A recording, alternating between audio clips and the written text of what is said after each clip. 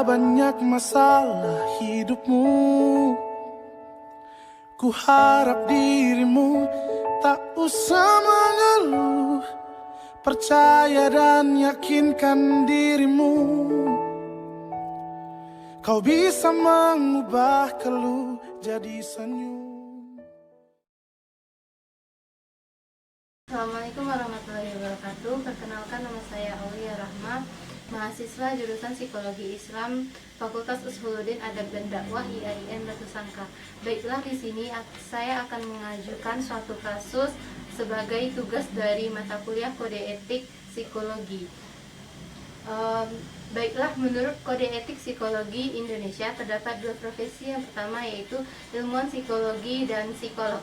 Ilmuwan psikologi memiliki pendidikan S1 dan mempunyai kewenangan dalam layanan psikologi, yaitu mengenai pengajaran, pelatihan, penelitian, dan layanan masyarakat dan sebagainya. Kemudian psikolog memiliki pendidikan S2 Magister Psikologi Indonesia yang berprofesi psikolog. Kemudian psikolog memiliki izin praktik psikologi, di mana kewenangan psikologi dalam layanan psikologi memberikan konseling, praktik klinis, pengajaran, penelitian, dan sebagainya. Jadi beda antara ilmuwan psikologi dengan psikolog adalah di bagian konseling. Psikolog bisa memberikan konseling, sedangkan ilmuwan psikologi tidak dapat memberikan konseling. Dalam kasus ini yang berjudul yaitu psikolog gadungan dalam kasus tuduhan kekerasan psikis, di mana pusat perhatian di sini yaitu Lara Ros, yang merupakan seorang anak dari pasangan suami istri, di mana ayahnya dijatuhi hukuman yaitu Undang-Undang Nomor 23 Tahun 2004 Pasal 45, di mana ibunya sendiri yang telah melakukan kasus tersebut. Hal ini bermula dari ibu kandung Lara Ros memberikan keterangan kepada konselor yang berada pada lembaga konseling.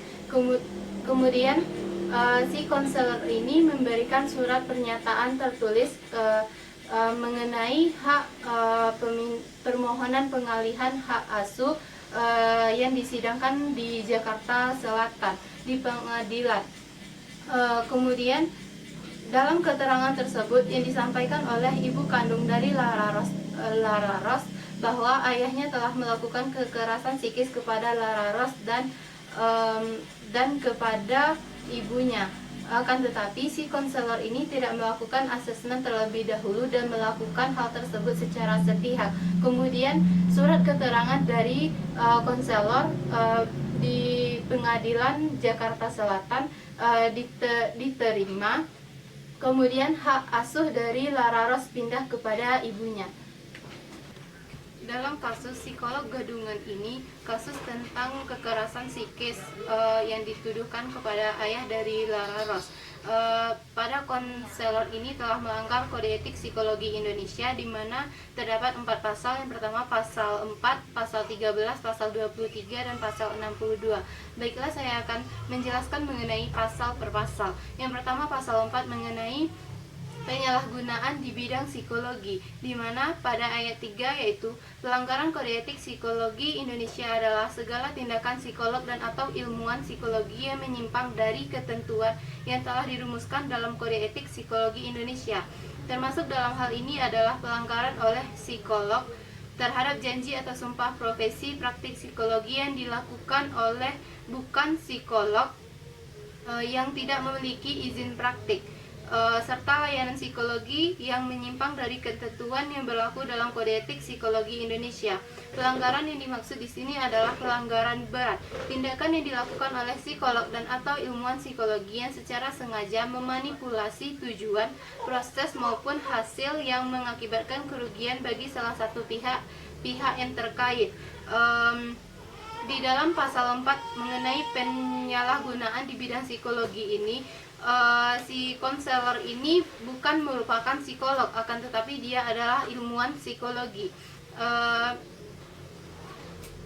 Dan si konselor ini mendapatkan pelanggaran berat karena dia memanipulasi tujuan dan proses, sedangkan ia tidak melakukan asesmen terlebih dahulu. Kemudian pasal 13 mengenai sikap profesional, di mana psikolog dan atau ilmuwan psikologi dalam memberikan layanan psikologi baik yang bersifat perorangan, kelompok, lembaga atau organisasi harus sesuai dengan keahlian atau kewenangannya serta berkewajiban untuk salah satunya yaitu mengutamakan ketidakberpihakan dalam pemakaian layanan psikologi. Sedangkan konselor dalam kasus ini dia itu berpihak kepada ibu dari Lara Rose agar permohonan hak asuh jatuh dimenangkan oleh ibunya.